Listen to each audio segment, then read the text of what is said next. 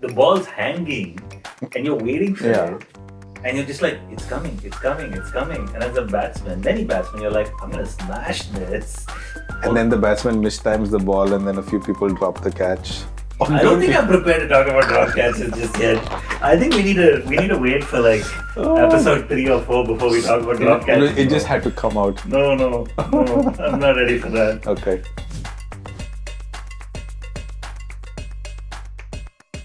We were in Montreal. Yeah. We'd gone there for the weekend. When we saw Sanju's innings, he just went ballistic. For a while, I was And we're talking about his T20 century. T20 century, yeah. Which is also his first century for India across any form. I think he's in an ODI century. Has he? Yeah, I believe so. I was looking at his T20 numbers in general, and a few things shocked me. Was one, he played his first T20 for India. So he's like, what, 28, 29? Yeah, His first T20 he played in 2015. I saw that too, yeah. So he was like a teenager back then. Yeah. And after that, he played directly in 2020. So like 5 years, he didn't play a single game. Was it that long a gap? Yeah. Wow, I didn't realize that. He, all in all, between 2015, in the last 9 or 10 years, whatever that time span is, Yeah. he's played about 30 to 33 games. I mean, I guess if he made his debut in 2015, that means right up until 2019, he was still competing with MS Dhoni. When you have, you're competing against first MS Dhoni, widely regarded as one of the best keepers and finishers and all that. Then you have Pant. Yeah. And depending on the situation, he's you like you could be competing against KL Rahul also. Right. I mean, there's so many keepers, right? Like, Yeah. or batsmen who can keep. And in Right. T20, it's about if you can stack up batsmen. Yeah. But Sanju, just as a batting talent in itself, is a powerhouse. But then, I mean, he's also beautiful to watch. of course, he is. But I think it's the equation of playing for India. It's like everybody wants it so desperately. And like you go into a series and you're told, like, okay, you have these 3 chances, you make it or you But that's the win thing. it. I don't think he's played more than 3 games at a stretch. That's what I'm saying. Ever. That's what I'm saying. Especially in between 2020 and 2022, he's like played 5 games a year. He's got the most number of games in the last 2 years, and that's because there's been a shift in the Indian team where, other than the T20 World Cup, like players like Rohit and Kohli would sit out, and the younger guys would actually go and play all these T20 series, Yeah. led by Surya. Just some like stats highlights from, I guess, his innings. Like second fastest century for India in men's T20s. But Who's the fastest? Hitman. Really? Yeah. 35 balls against Sri Lanka, 2017. I mean, he's hit so many, it's hard to keep up It now. is hard to keep up. I feel like, again, Rohit Sharma is one of those people where, like, you don't remember that he's done so much because it's like effortless. He probably doesn't like when people say effortless. I know. It's like that's the cliche. It's right? more about what it looks on screen versus. I'm not saying he doesn't work hard. Yeah, Like, and, don't get me wrong. and I'm sure part of it is got to do with a little bit of his. With the way he carries himself on the But, field, I mean, the like, way. no, that's the. You're probably He's right. got that laze around him, the lazy. But it's not that he's lazy. He's probably working out. You have to be fit at the top level to make 200 runs in 50 overs. The amount of running you have that to do. requires like a crazy amount of fitness. Yeah, No see, doubt. he's a fit guy. It's just that he probably doesn't live up to like a Kohli standard, yeah. and which is not fair. I mean, No. I think the effortless part is again. It's not that I'm saying he doesn't work hard. It's just like he never looks like that he's having difficulty. You know. yeah. Like he just always looks so elegant. I think it's also because it's like he I bats. don't know and why I'm laughing. I don't even know what you're saying yet. But I'm it's already like laughing. he bats, and then there's a Kohli who's like He's so intense about every he's shot, right? intense, It's like, agitated. yeah, 100%. All over the place. Yeah. And like even as a captain, he was that way. And then Rohit is like, "Hey, you go field over there, or if you do this, I'll do this to you." But he's like, "I don't want to move. You'll just do what I'm telling you all to do." And Kohli would be like, "No, I'll do this and I'll do that." So I think it's just that contrast also that gives that's probably it true. amplifies that a little bit. I don't know, and maybe Sanju's, sort of in that Rohit Sharma realm, right? Because like when he bats and he's like just driving the ball, it's just again so effortless. One thing I heard maybe Gautam Gambhir say when he was appointed as the coach, I think somewhere he had said that it's time to give Sanju Samson his due in terms of chances. Yeah. And I was surprised to see him open. It's not the first time he's opened the innings for India in T20. He's done it like 5 or 6 times before. But I was surprised that they persisted with him. And the way he's batting, it looks like he's batting with security that it's not my That's last role it's now. not my last Yeah. chance. I mean, there was an article on Cricket Info as well that I was reading where it talks about this, right? Because I think just that notion of like, oh, he failed in a couple of games before that. He'd got the chance in, I think that Zimbabwe series, Yeah. right? The T20 series. He hadn't necessarily made a big score. So again, it starts to build up, I'm sure, in terms of how many chances am I going to get? Yeah. Right? Like how much time do I have left? I mean, we've seen him play an innings like that in the IPL all the time. Yeah. It's not the first time we've seen him do what he did. Right. I mean, look, here's the other thing. Like, Sanju always looks like he's going to get run, right? Like, I think sometimes you could probably accuse him of playing a bad shot. Mm-hmm. Like, shot selection is not necessarily always great. And sometimes he gets out against a runner play. He'll be, stroking it really well. And then, he kind of just like plays a poor shot, right? I think that's happened to him like more often than not. So he doesn't look like he's like looking scratchy or out of form. I genuinely think it's just a question of having a longer run in the team, right? Because I mean, nobody is going to be able to just like come in one game, perform, not play for 2 games, come in like for 2 games later, perform both games. Like it's really hard. How do you do that? Yeah. Yeah, and I think most people who followed his career, who appreciate his game, I think would agree with that assessment. What about the bowling? So, if you look at the highlights of the innings, one of the interesting things he was doing was even to like tusk in bowling to him. I guess my question is, why do you think a lot of bowlers do this? I mean, we are picking on Taskin because he's the one bowling to Sanju in this scenario. But a lot of bowlers have a tendency to follow the batsman. But when they're giving themselves so much room, Yeah. right? If you bowl outside off and you're bowling a much fuller length, the chance of them connecting or connecting well is the margins, right? I think you also have to vary your pace in a scenario like that, because otherwise, like if you're bowling at pace and now the batsman has so much more room to play that, play the shot that he wants to play, like if you get them to manufacture a little bit of power, you're slowing the ball down. I think that's also another like valid way to go. Of course, easier said than done, because in MSL, most days we're trying not to bowl wides. Hey, we've like... I'm not talking about you. No, I mean, I've bowled my fair share. Yeah. But I mean, I would say that as a team, I feel like over the last maybe 3-4 years, we've progressively improved the number of extras we've given up in a game. I mean, some games for a 40-over game, to give people context, like, we've had games where we bowled 40-50 extras. I think if you look at the MSL on average, I think of all games, extras would be 30 to 40 runs. Yeah. Even the top tier teams. Yeah.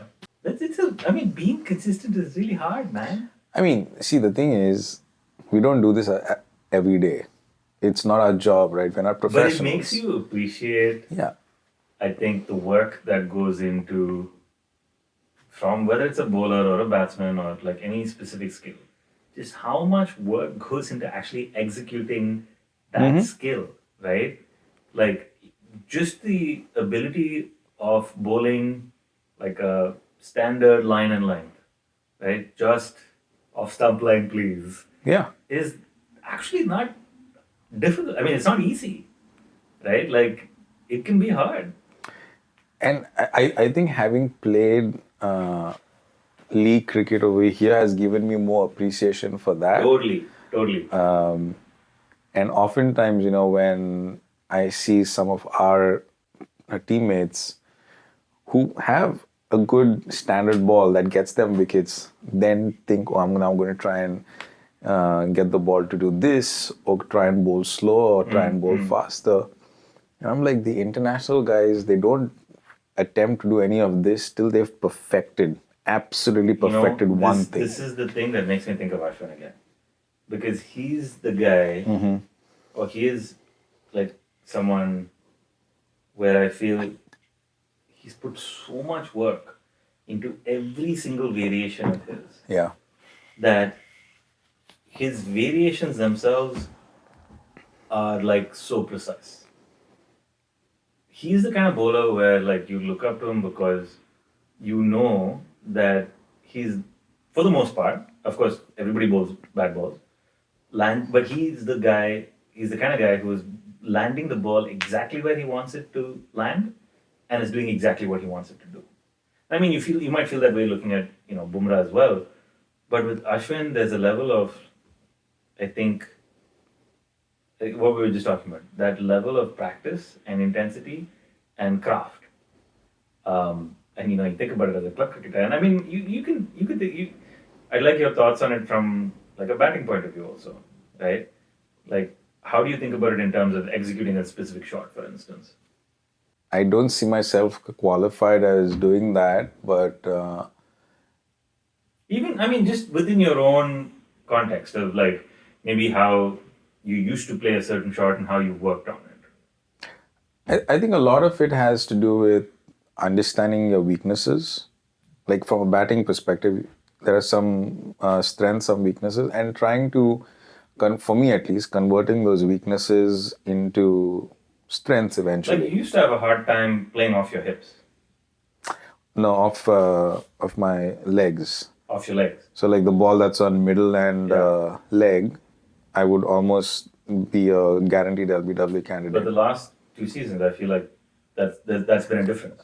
It's something I worked on. And part of it is also because we are riddled with bad umpiring decisions in MSCL where the ball hits the pad and the umpire is happy just to put their finger. Just throw the umpire under the bus for like your technical failures as a batsman. Batsmen, I tell you, just always complaining. Now that we have... Just because the bowlers, are finally getting some like relief with decisions. Now that we have video evidence, right, it helps make the case. That's just always complaining, bro. Yeah, no, but I mean, the point taken, like, there was a weakness. It's fine. When I'm batting, I feel the same way, so, There was a very obvious weakness, and it took a lot of... the funny thing is, see, it was not a weakness when I was a teenager. I was very good off my legs. Like, it's something that there was a gap in playing where I probably stopped playing, like, in 1999, as you went into, like, standard 11, 12. And then I didn't play cricket until like I moved to Bangalore, but that was still tennis ball. And then when I started playing hardball cricket again in Australia, 2014, like good 15 years later, and I was like, I just couldn't understand, like my body was moving differently. Yeah. Obviously, like there's no muscle memory anymore. No, but I think you're totally right because, I think about it from the point of view of like, I know when we first met, we were playing like some tennis ball cricket together, and Kuldeep would, kind of talk about like my six hitting ability, and my sixes in MSCL have been few and far between. But you hit more sixes than I have. You think? Have I? I mean, I hit a couple, but not lately. You hit 2 in the final last year. Yeah. You hit one in. See, you remember better than I do. I know you hit one in the BGSC game where you made 64. Yeah. Didn't you hit one in the... There was that other game where I made like 34 or something. I forget who was the game. Yeah, that was versus Boston Rebels. I was not playing that game. Yeah. That was 2019. I hit a 6 in that game too. But see, we can count them. Yeah. Is what I'm saying. Right? Like, I can count them on one hand, maybe 2. You didn't hit any for Middlesex? I barely batted for Middlesex. I think my top score in Middlesex was 3 not out or 6 not out. But my point is, like, again, like, I think you get used to like the biomechanics of like playing certain shots, right? And you do the same, like, I mean, in tennis ball. And then you're back playing cricket ball again. And it just doesn't flow in the same way, right? How do you approach it? And I think it's just about identifying your weaknesses and working on them. But that is also, I think, more so for us what our time allows us to do as, again, recreational cricketers is you have one day in the week where you get to practice, then you go and play on the weekend. You're not doing this every day. True. Of course. And so the amount of improvement, some people do make huge improvements and some don't. But I mean, some days, honestly, I'm just happy to get back to ball, not get out for a low score. As you've told me often, play more than 15 balls. So, it's if I translate it to being a bowler, I think it's sometimes, the small victories, right? Like, okay, I didn't bowl any extras this time. I landed the ball like 80% of the time where I wanted it to. I bowled like fewer loose balls.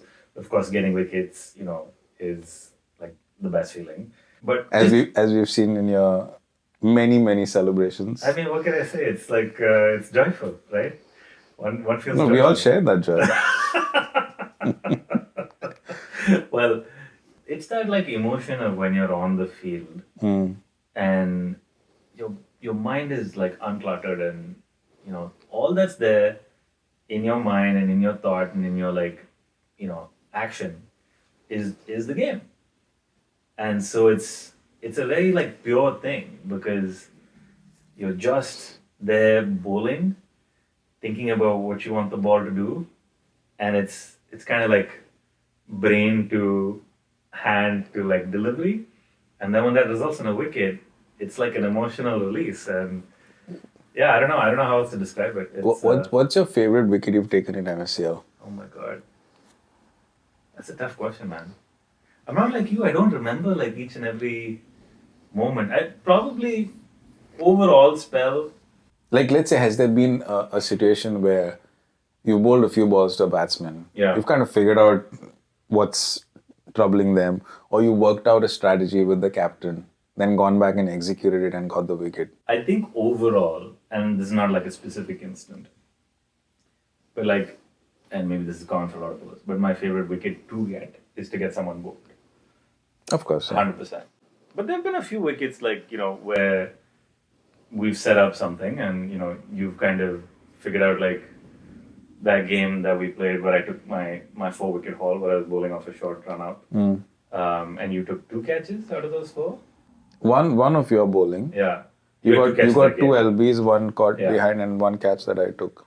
No, I think what I enjoy about setting a batsman up, and actually this isn't even an MSCL wicket, but it was a wicket that I took in Houston this year. But I was bowling to the left-hander, and I bowled an entire over to him, almost 10 balls actually. And I was just taking the ball away. And then I gave him 1 ball, which was like a little closer to his off stump. And he was trying to cut it because, he thought, okay, this is the ball to cut. And that was the wicket. And it was just, the thing about that I think I enjoyed the most was that I actually set him up over a longer period of time. And that was the best part of it.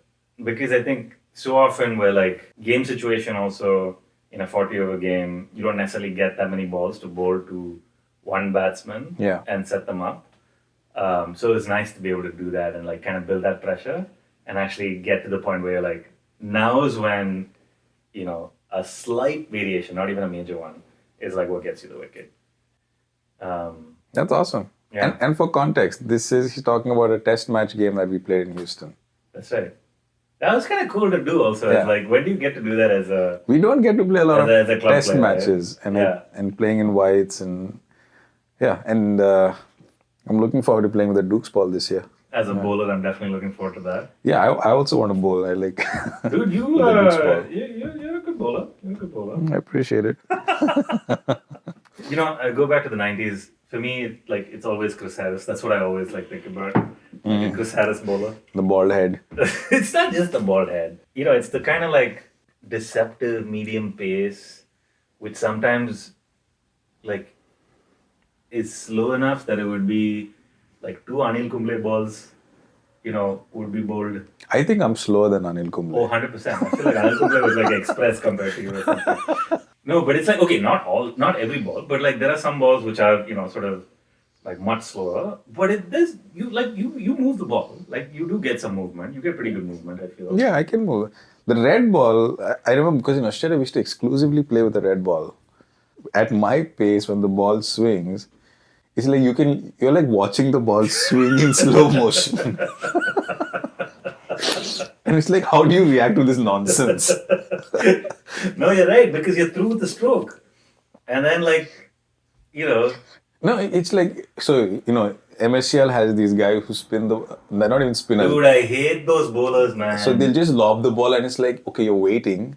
When will the ball bounce and when I play my shot? Now think about someone bowling flat with a run up like mine. You expect like a little bit of pace, but there's none of it. Now switch that with a red ball and the damn thing is swinging. It is. When do you play a shot? No, you're right. It is hard to play because, like, the ball's hanging and you're waiting for Yeah. it. And you're just like, it's coming, it's coming, it's coming. And as a batsman, many batsmen, you're like, I'm going to smash this. But you don't, right? Like, I mean, I think about... And then the batsman mistimes the ball and then a few people drop the catch. I don't think I'm prepared to talk about drop catches just yet. I think we need to wait for like episode 3 or 4 before we talk about drop catches. It just had to come out. No, I'm not ready for that. Okay. I'm not ready for that. I hope you guys have enjoyed this. I hope you've had some fun. If we didn't say this before, like one of the key parts of this podcast is just having a good laugh and having a good time and talking cricket. It's really just two dudes who've enjoyed playing cricket together for 8 years. Yeah. Enjoyed going on cricket-related trips in the past few years. And we will keep doing more of those. And so the hope is, as we do more of that, we can add a little bit of our experiences in future podcasts, depending on where this takes us. But yeah, that's for now. And it's been a fun, enjoyable experience. Adios.